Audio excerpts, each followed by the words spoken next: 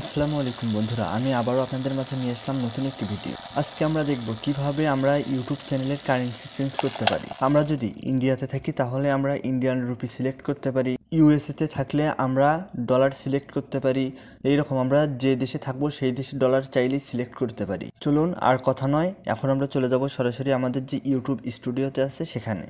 আমরা চলে আসলাম আমাদের ইউটিউব স্টুডিওতে। তারপর আপনারা এখানে থেকে দেখতে পাচ্ছেন এখানে যে আমাদের প্রোফাইল আইকনটা, আমরা এই প্রোফাইল আইকনে ট্যাপ করব। তারপর আপনারা দেখতে পাচ্ছেন সেটিংস অপশনে ট্যাপ করব। তারপর এখান থেকে আপনারা দেখতে পাচ্ছেন কারেন্সি অপশনে ট্যাপ করব। তারপর আপনারা দেখতে পাচ্ছেন আমার এখানে ইউএসডি সিলেক্ট করা আছে, কিন্তু আমি চাইলে যে কোনো একটা সিলেক্ট করতে পারি আমার যেটা প্রয়োজন।